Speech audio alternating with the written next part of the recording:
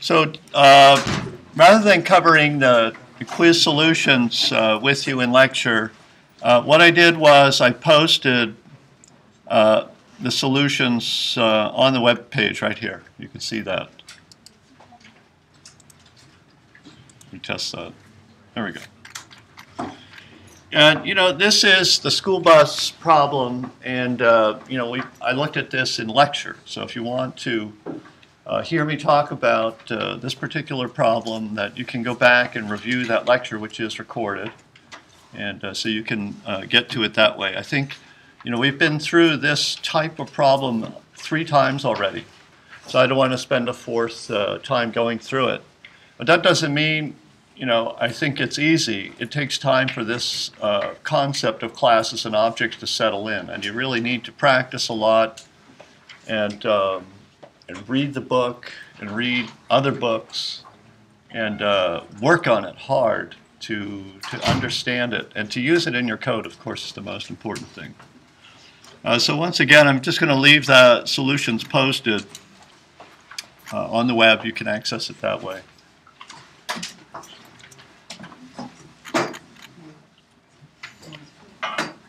So today what I'm going to do is dive into Lab 7 and at the same time introduce the topic of arrays and vectors, both of those things, vectors and arrays. And I'm going to do this the way I've done all the other topics, and that is to just dive in and start doing the problems that you also need to do. Let's take a look at the first exercise. And the first exercise is to implement a function. And here's the function declaration. It's a function called myMaximum. And it takes an array of int called a. And as a second argument, it takes an integer called number of elements. So this is the number of, this integer stores the number of elements that are stored in the array A. You see the square brackets here. This is this notation means that A is being declared as an array. An array is different than a regular variable. A normal variable represents one thing. But an array represents a sequence of things of the same type. So the type of things that A represents is int, or integer. And well, when we present this information to the compiler says, okay, this function is going to be called with an array, a sequence of ints. But that's as far as I know. I don't know how many elements are in the array. I don't know how many integers are in that sequence. And that's the reason we pass as a second argument that value. So the second argument is used to say how many things are in the array. And so what the function, take a look at the return type. The return type is int. That means that the function returns an integer. And it's pretty straightforward. It simply scans through, the function scans through the array, finds the biggest number, and returns that. Now let's take a look at how to implement that.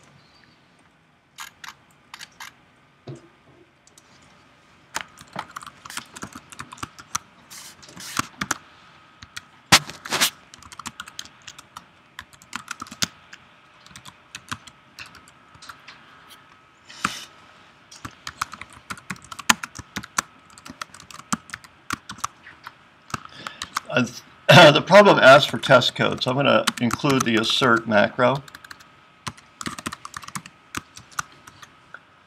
And I think that's all we need there. This is something that people forget. Maybe I'll have time today to talk about this namespace. And then we have the function main, and that is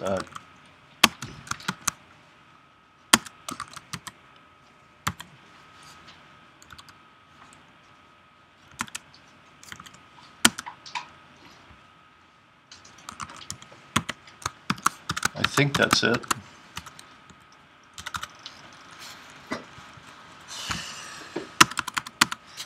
And what we're going to do is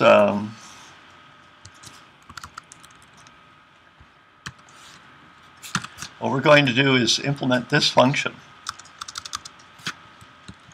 called myMaximum. And myMaximum will return a number. I'm just going to return a 0. So this is a stub. I'm implementing a stub.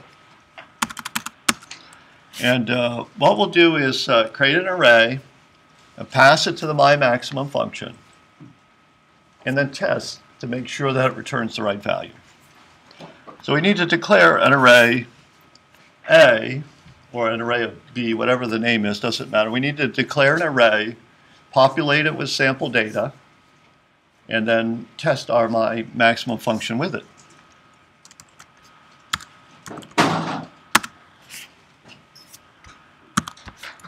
And I need to try to remember the syntax. I think this will work. Let me test that. I'll see if the compiler likes that.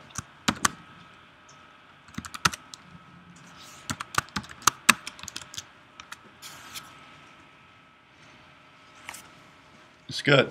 It takes it.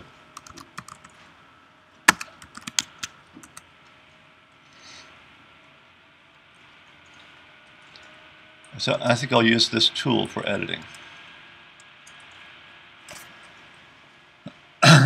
So we have an array. Let's put some more test data in there.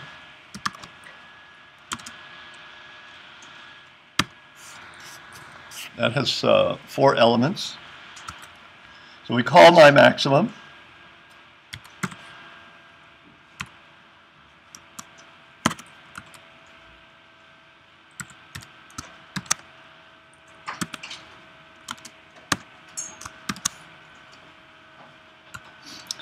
And actually, let's print it out.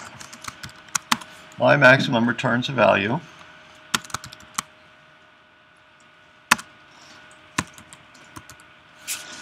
Let's see what it returns. Oops, we're not in BI here.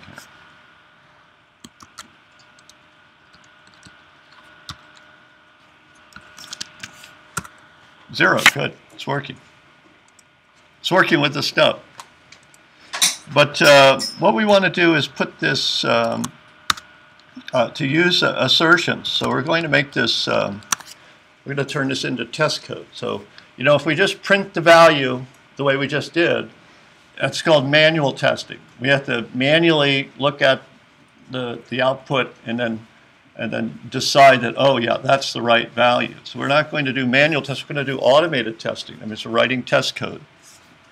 That's the reason for this assert statement. That's not the only way to write test code, automated test code, but that's the way I'm teaching in this class. So we want myMaximum, when we call that, we want that to return a 0. So we're going to assert that myMaximum is evaluates to 0. Oops, not in VI. Got to remember that. All right. There it is. So maybe I'll say all tests pass, something like that.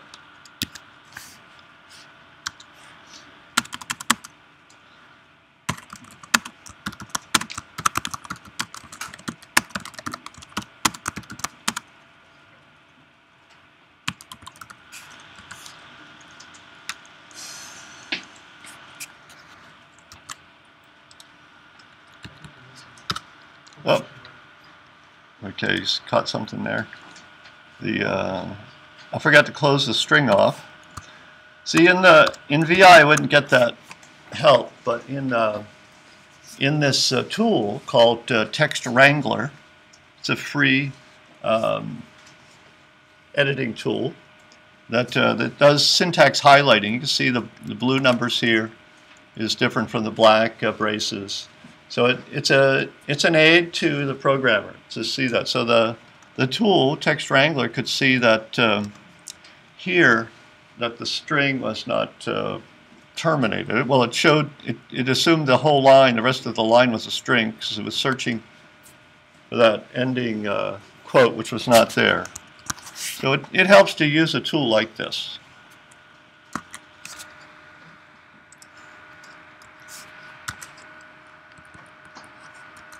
All tests passed. There we go. But actually, this is not right. The maximum value in that array is 9.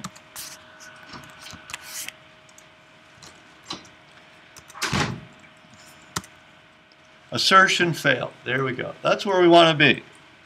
All right? We have a stub. We wrote the test. The test should fail. The test should fail with the stub. That's where we want to be. Let's implement the, finally we're at the point, we've got all the development environment all set up. We've got our tests written. Actually, it's not a lot of tests. We should probably put some more tests in there. We'll do that next. First, we'll implement the function. A strict test first approach. And no, I changed my mind. Let's follow a strict test first approach.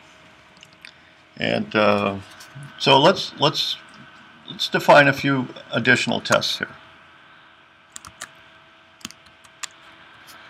So here's one test. Let's do another test. We'll call this array B. And B will have a single, say B will start with a -4 and have a +4 in there. So the max should be 4. It has 2 elements, and it's B. There we go. Let's do a couple more here. This is C. This is D. Let's try the case where we have a single value.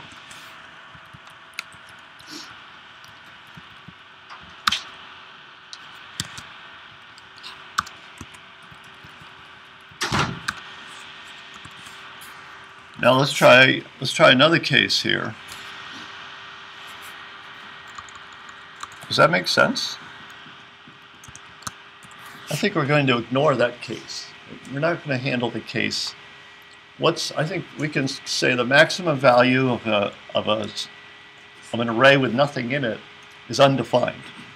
So we're not going to accept that as a test case.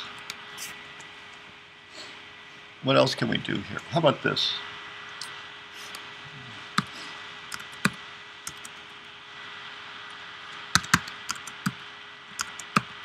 Something like that, just to try to trick our algorithm. The maximum is 11. And there are 5 elements. I'm trying to stress the program. I'm trying to trick it, trying to give it inputs that will make it crash. So I'm looking for what is called the boundary cases. This is an array with 1 element. In addition to that, it's a negative element. So just trying to throw at it what I think are the boundary cases. All right. So these will fail. And let's just make sure that the whole thing can compile. That's the beginning here. I certainly will fail on the first one. All right, so we need to scan the array. So we're going to have something like a for loop here. We need to look at every value.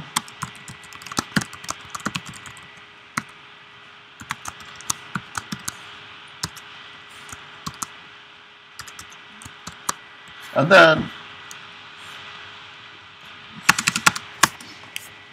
once we look at every value, how do we look at the ith value? No, how do you look at the position? How do you look at the value at position I? Now, positions take on index values that start with the number 0. So the array is a sequence of values. Like here, this array here is a sequence of 4 values. The first value, 3, is at position 0. So we start counting at 0. And that's the general convention with computers. Start counting with 0. There are exceptions. But in general, counting normally starts at 0 on all the various contexts that you would work in, with keeping in mind there are some exceptions. And the second value, 9, is at position 1. And so there are 4 values, the last value being in position 4 minus 1, which is 3. So it's position 0, position 1, position 2, position 3. How do we look at the value at position I in an array A? The syntax is this. We just use A with square brackets and the I inside the brackets. So we're going to look at that. We're going to make a decision based on what's in there. So if A is, right, we're looking for a max, right? So if A is bigger than something, if A of I is big, then we're going to do something.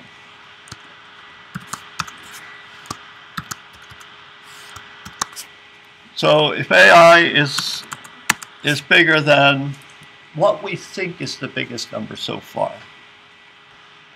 So we'll say the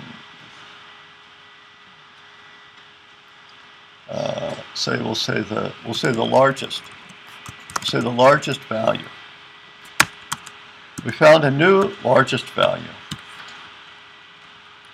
So if A is bigger than what we think is what we currently think is the largest value, then we're going to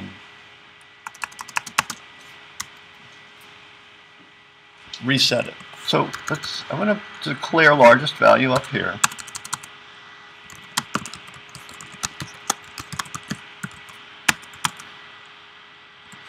Okay, we'll initialize it to something. We don't know what to initialize it to. And so in here, we'll start with some largest value. Maybe we'll start at the first element. A of 0. So we're going to look at one value. And so each time we step forward and look at the next value, we're going to see what I have as my record of the largest value so far. Have I found a new largest value? If I have, then overwrite my record of what the largest value is with this new value. So by the time we get to the end of the array, we've got it. We've got the biggest one. Here, and this will work. We don't have to start at 0 here because we've already put A of 0 into largest value. So we could actually start the loop at 1. It's not a big deal. If we started at 0, we'd end up comparing A of 0 with A of 0. It's an extra. It's a very small amount of waste, but it is waste nonetheless. It'd be a good habit to avoid waste. So we'll just start at 1 there. Now, in this case here, the array only has one value. So will the program crash? Will we enter the loop and crash? Well, no, because the loop condition starts out as false. We start when I is 1, and then number of elements is 1. Well, I being 1 is not less than 1. So we never enter the loop in the case that the array has one element. So we don't have to worry about that. But what we do need to worry about, of course, is that number of elements is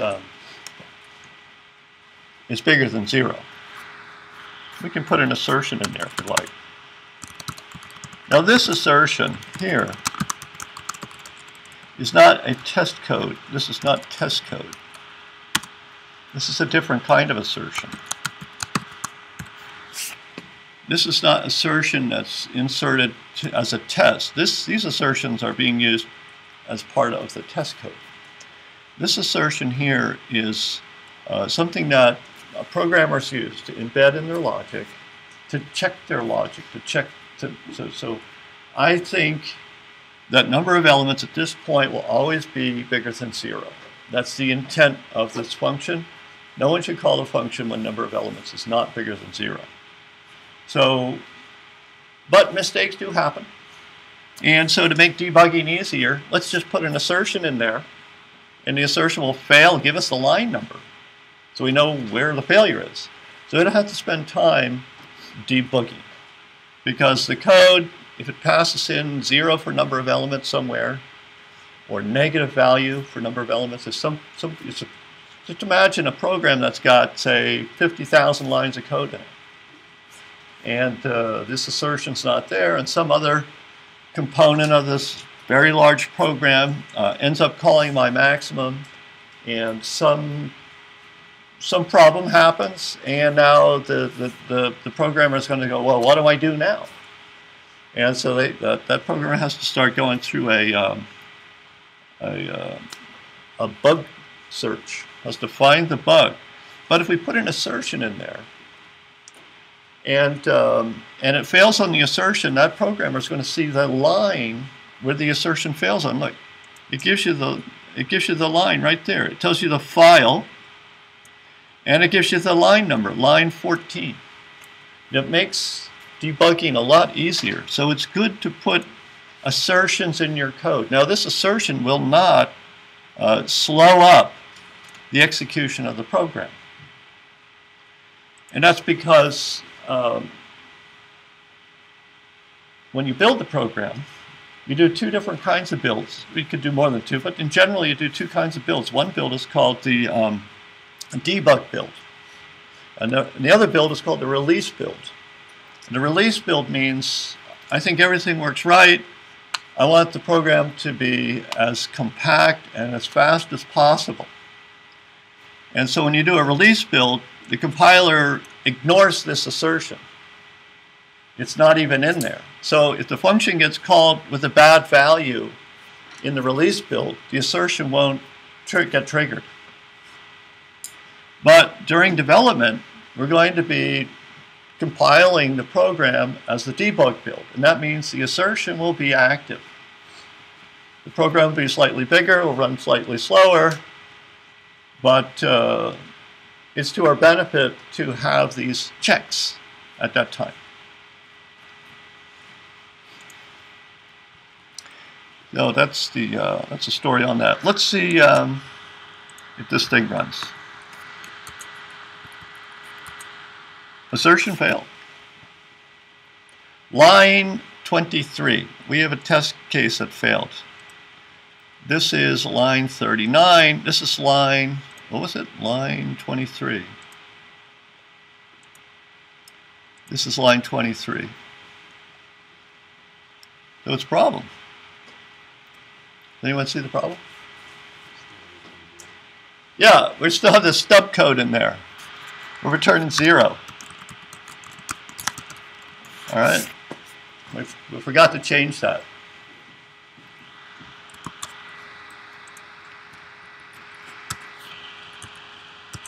There we go. Finished.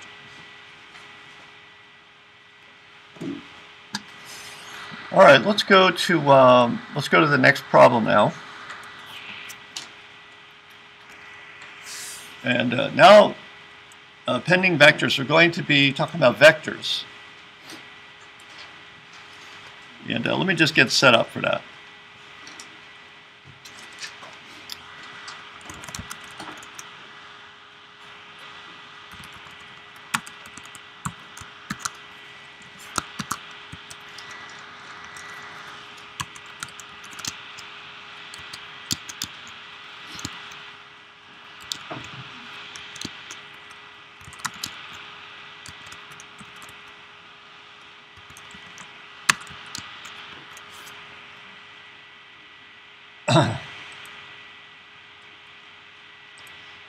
So here's our new program.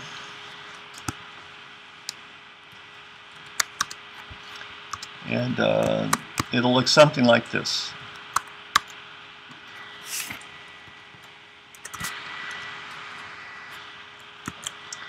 Let's just test that. All tests passed. Now in this program, we need to implement this function here. The name of the function is append. The function doesn't return anything. That's why we declare it as void. As opposed to this function, int, declared as int, it returns an integer. This function doesn't return anything. And the name of the function is append, and it takes two arguments. You can see that those two arguments are separated by a comma. The name of the first argument is v. The name of the second argument is n.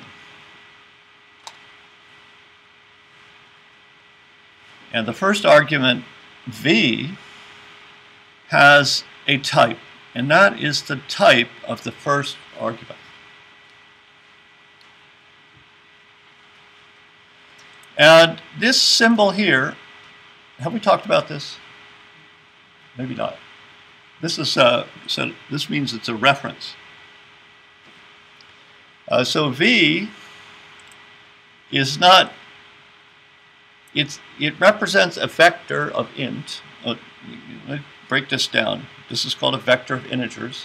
It's like an array. It's a sequence of values, all of one type. The type is specified in those angle brackets. So the type is int. So vector is a container, a sequence like container that contains int.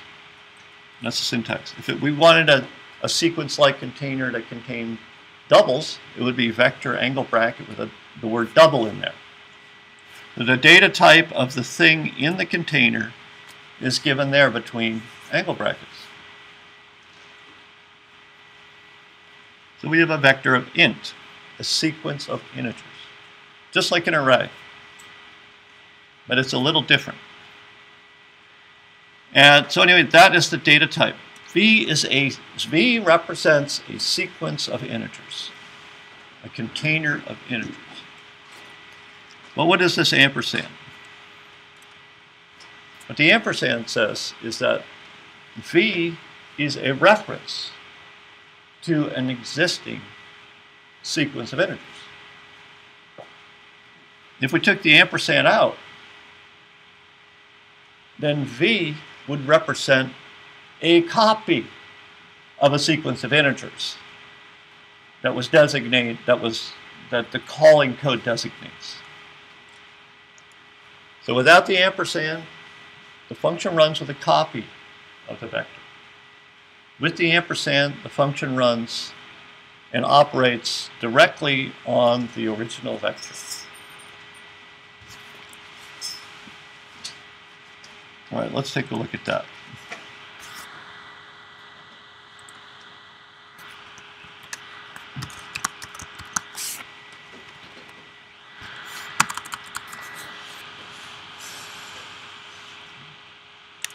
Well, let's read a little bit more here. So provide an implementation of the function whose declaration is shown above. The first argument of the function is a vector of int, and the second argument is the number of consecutive integers to append to the vector, starting from 0 and ending at n minus 1. The function appends into the vector v the values 0, 1, 2, ... n minus 1. And here's the hint. Use the pushback function of vector to append these values to v.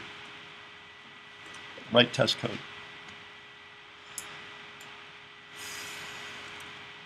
All right, let's see.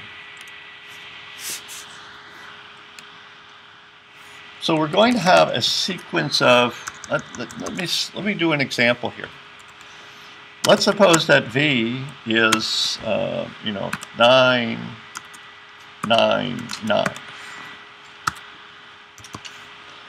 And then we call append with, let's do it like this. We'll call append and pass in v the vector.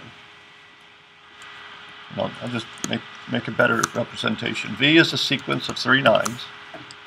We call append with a vector, and we pass in 3. No, 4. So after calling that append operation, V will look like this. It appends. Means it appends. It adds to the back of. And it'll be 0, 1, 2, 3. So whatever the vector is, 3 9s, 3 8s, 1, 2, 3, whatever the vector is, any number of elements, could also be empty, whatever it is, we're going to append 0 through n minus 1. It's just a problem to work on as an exercise. It doesn't have much use for us. I can't think of a use for it. But these are the kind of processing problems that you end up needing to do when you're writing a larger program. When you're trying to solve a problem by writing a program, you end up doing these sorts of things. So this is actually very representative of a typical problem you might do, even though it doesn't make sense, on its own. Is everybody clear about what the function append does? Okay. So let's try to replace this test code with real lines of code here. So we need to create a vector v, and once we have that vector, we're going to call append. And then after we call append, then we're going to have the tests. We're going to assert that that v, and by the way, the syntax for vectors is based on the syntax for arrays. So with an array, you can get to an individual value by using the square brackets, which is also referred to as the index operator. It's an operator. So we can use those square brackets to look at what's in position 0, and it should be a 9.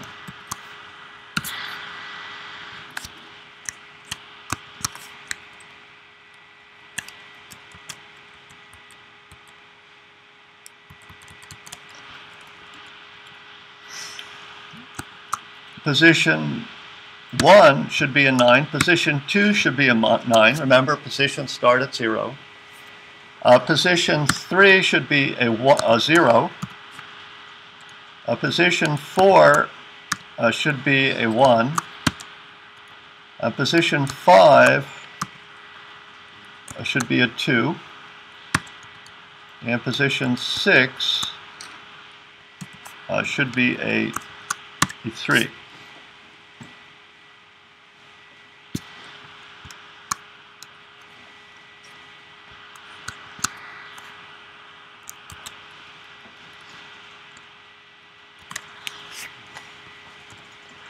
So how do we create this vector v with these 9s? Well, we'll do it like we normally do. We use the data type followed by the variable name.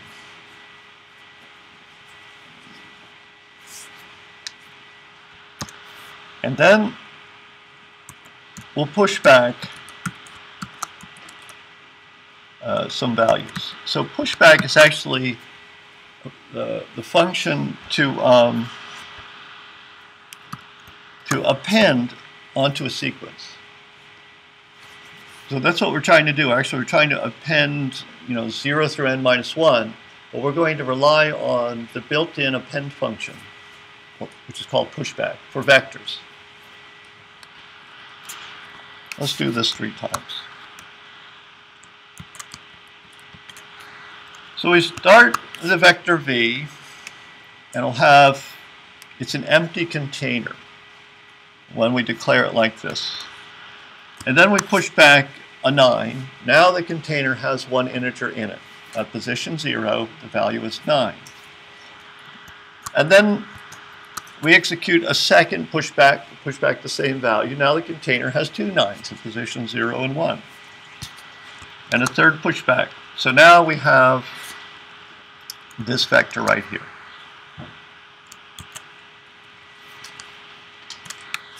V looks like that. At this point in the code, V looks like this. After we call our append function with the number 4, v will look like this. And you know, we could just to check our reasoning here, let's do this. I'm gonna, after we do these pushbacks, I'm gonna put that test in there, just to verify that this is what v looks like. All right, I'm saying that when we declare v this way, and we do pushback 3 times, then I think the v looks like that. All right, let me validate, let me check my understanding by using assertions. And this is very useful when you're doing problem solving like this. Always want to check your reasoning all the time. And if you can code your check, you want to check mentally, but go one step more. Once you verify mentally that your reasoning is correct, try to code up that the test, the validation that your reasoning is correct. That's what the assertion is used for here. And this is where we execute the function. And now here we're redoing these tests.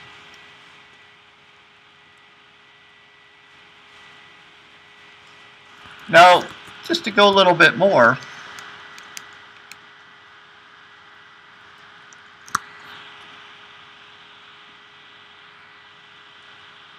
maybe I'll leave it like that for now. Right.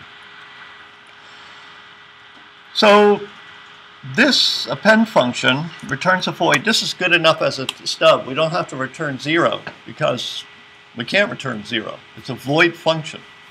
We can do return, but it's not required by the compiler. Return without an argument. But it's not required by the compiler. So I'll just take that out. We don't need that. That's sort of implied. We get to the bottom of the function. It's a void function. Well, that means we're returning.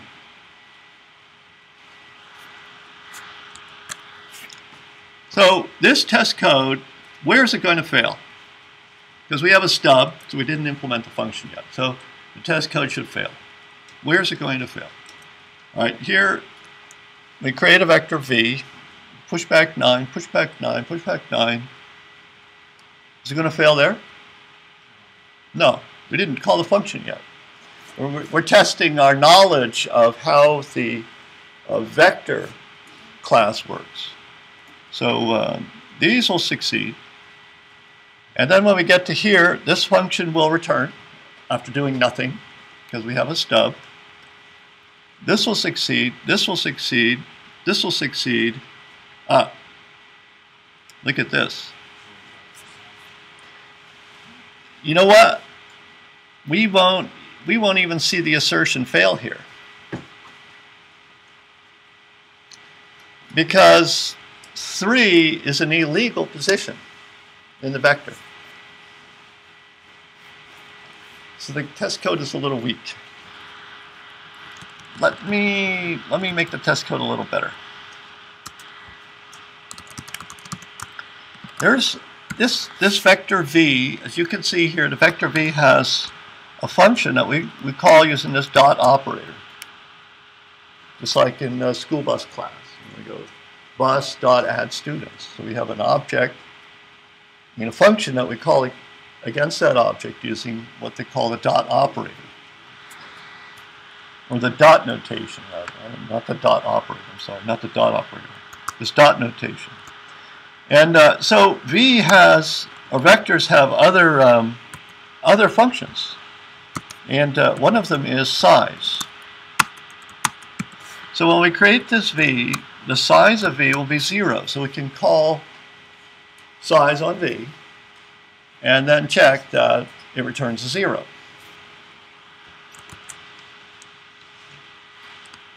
Just like that, after we push 3 9s on there, we can check that the size is 3. Here, after we call append, we can check that the size is 7.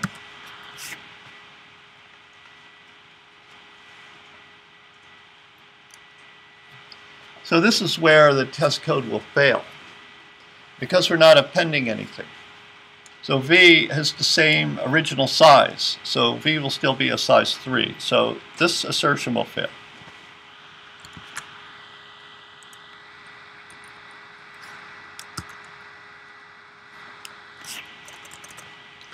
Well, we have some compilation errors. What's the problem?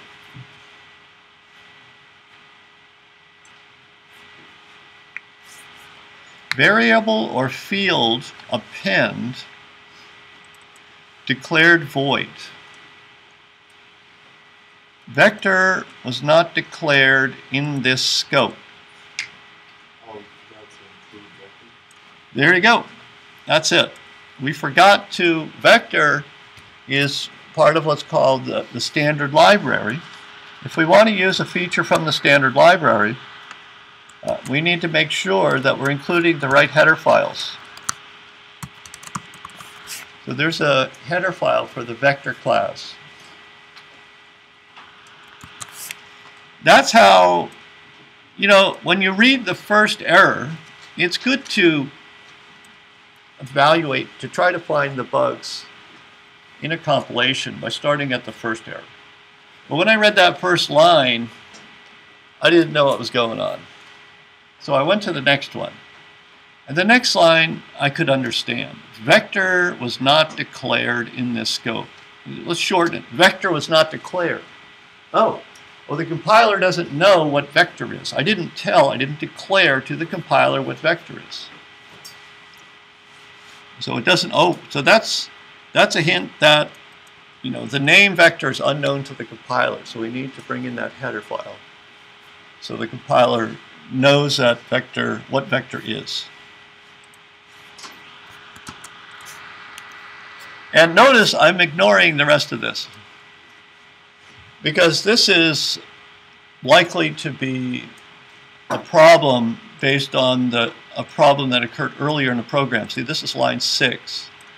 This is line 13. I'm not going to bother to look at line 13. I'm going to fix line 6. If there's still a problem with line 13, I'll look at it at that time. I'm not going to look at that problem now. And we're okay.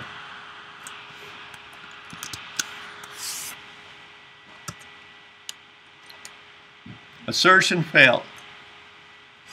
Line 26. The assertion is that v.size is 7. That assertion failed. That's what we expected. We're testing our stub here.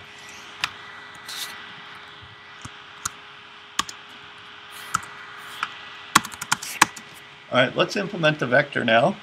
We've got our test code written. We're following a test first development strategy. And let's go ahead and implement this. So I got to append n things onto the vector. So that means we don't know what n is. We're going to have a loop.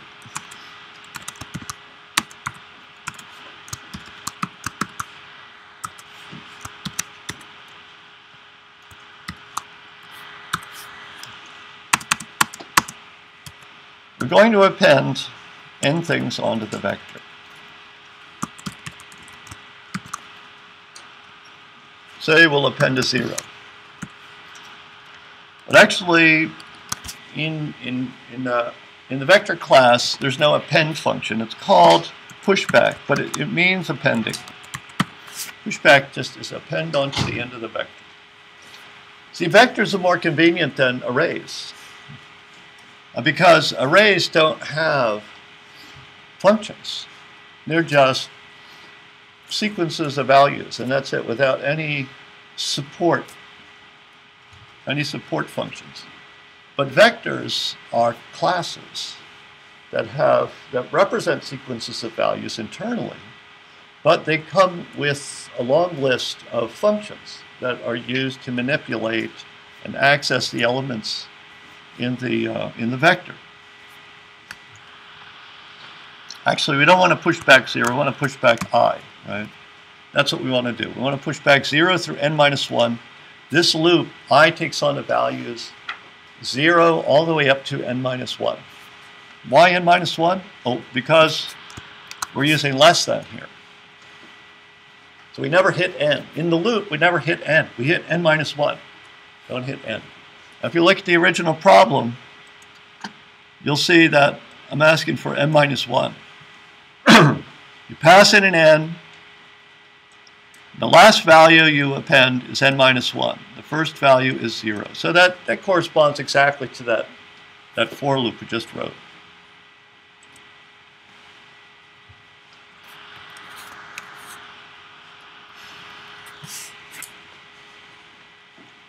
Notice, after we're done doing this, we don't do this. We're not returning v here, because the function is void.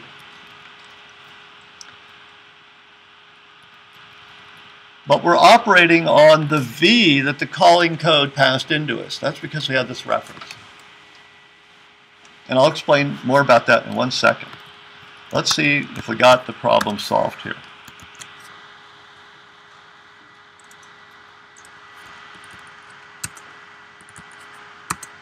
All tests pass. We got it. Now, what happens if I take this out?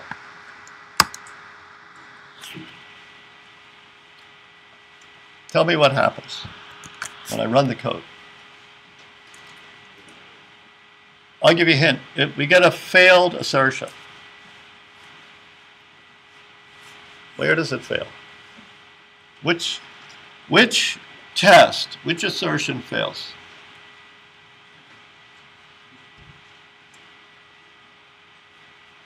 Well, let me tell you how to understand what I'm getting at here. When you pass the vector in like this, the compiler generates machine instructions that we don't see, because this is a high-level language. With the low-level machine instructions, that's the job of the compiler. The compiler generates machine instructions that make a copy of v. That means the operations on v inside the function, those operations are performed on the copy. And then when we return to the calling code here, the function has modified a copy of v, but has not modified v itself. That's known to the calling code. So when append returns here at this point, v will not have been modified. That means v will have the original length of 3, and so that assertion fails. How does it refer to the copy of v? What would it call the copy of v? We call it v. So it would have 2 values for v? No. You know, my name is David. I'm not the only David in the world. That v is not the only v in the program. Okay. There's 2 v's, and they mean 2 different people. They mean 2 different variables. But it's confusing. They're the same name. This v here has a scope that's only valid inside the function. So that's what that v looks like. It looks like a v2, which is just different from the other v, the v that's in main. Now the v that's in main is not visible in the append function. This v here is only visible inside the scope of that function, main function. Next door, in the adjacent classroom, there may be a David over there. You know, that's the other function. The same name, but it's in a separate scope.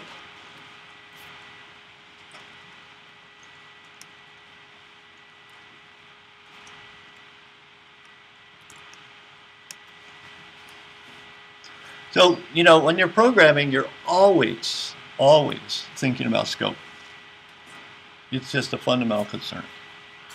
Okay, let's try it. Made a little adjustment there. Oh, there's the failure.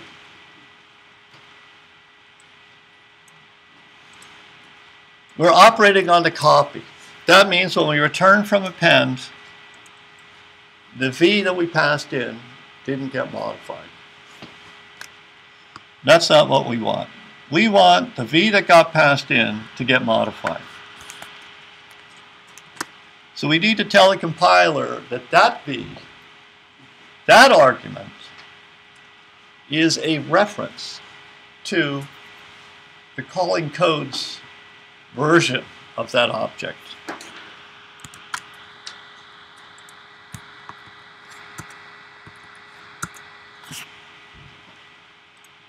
It's not the same thing by virtue of having the same name here. It's the same thing by virtue of having two different names referring to the same object. If we take that out, we've got two different names referring to two objects. We put this in, we've got two different names referring to the same object. Does that click for everybody? Or at least half of you should get it, hopefully. It's not just this language, by the way. This is a cross-cutting concern. This is a part of every language environment. Okay, although it may not appear as ampersands, that may not be used in other languages, but nevertheless, the distinction between making copies and creating new references to existing objects, that distinction you must always understand and keep track of as you're reading code in any language.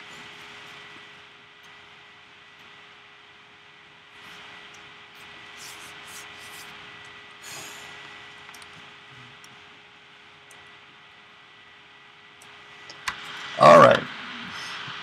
And you'll see that also, well, I want to do that again.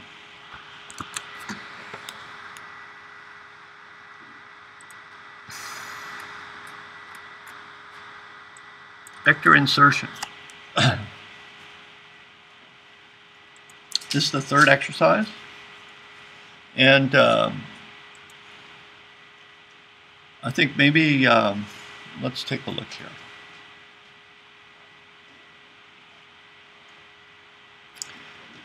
Suppose a vector V contains a sequence of integers ordered from lowest to highest. So it's a vector, it's an ordered sequence.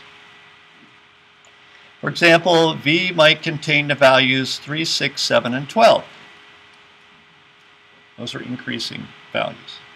Write a function called insert that takes this vector V as a first argument and an integer k as the second argument. The function inserts k into the vector so that it preserves the order of elements. For example, if V were 3, 6, 7, and 12, and k were 8, then after calling the function, V would be 3, 6, 7, 8, 12. So 8 would be inserted in the right spot. In your implementation of insert, do not use the insert function of the vector class, so they have an insert function. I want you to reinvent the wheel. Create an insert function. And also write test code that thoroughly tests the function. Let me just tell you how to do that, and it will be more beneficial for you to work the problem out rather than to see me do it right now. And it looks like this. Wait a minute.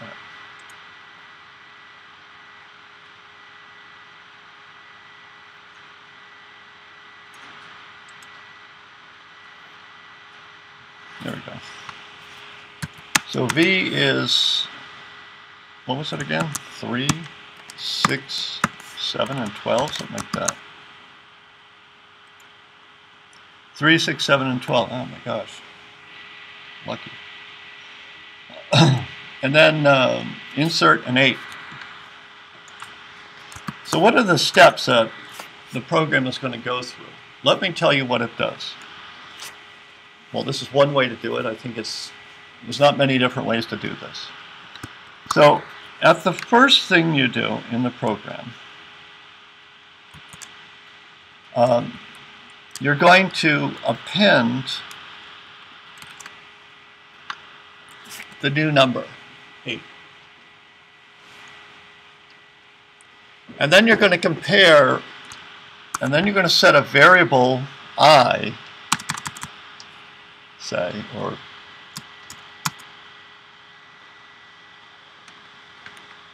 maybe I'll call it J. So J is 4. J is the position of the value that we're trying to put into the right place. So we append, or we push back 8.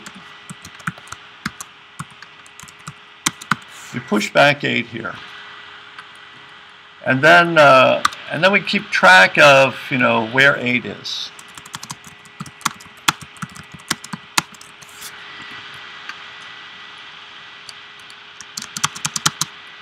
We have that variable to keep track of where 8 is.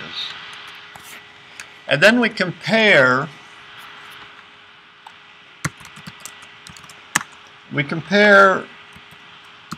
what's at J with what's at J minus 1.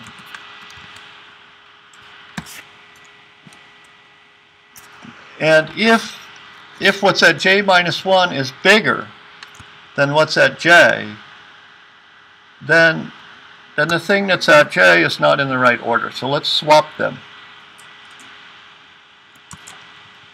So once we do the swap,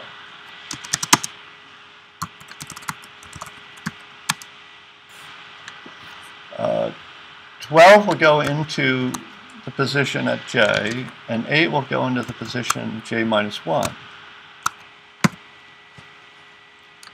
And then we continue the process of comparing, and then we decrement J. Continue the process of comparing the value at J with the value at J minus 1. Now the value at J is bigger than the value at J minus 1, so we're done. That's the algorithm. So you need to implement that to solve the third problem. You think you can code that up?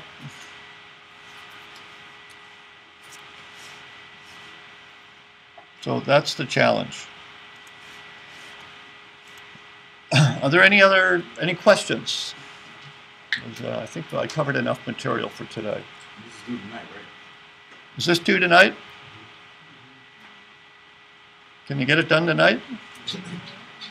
I can delay it. Let me delay it till Friday. I'm sorry, not Friday night. Oh, we had a holiday. I just assumed everybody worked through the holiday. That's what I did. Let's see. What's a reasonable deadline? I say Tuesday. Tuesday? Assignment 3 is supposed to be due this weekend too. Assignment 3 is also due? So I could push that to, you want me to push that to, is it Tuesday? Oh, this thing is slow. Hold it right here. Let's take a look there.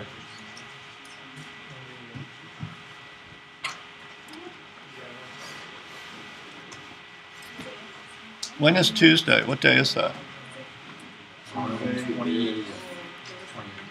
20th? So I push these to the 20th, both of these to the 20th? Does that make sense? Everybody's all right with that? The assignment is due on the 20th, the same day as the lab. And then we got to turn around the very next day, there's another lab due.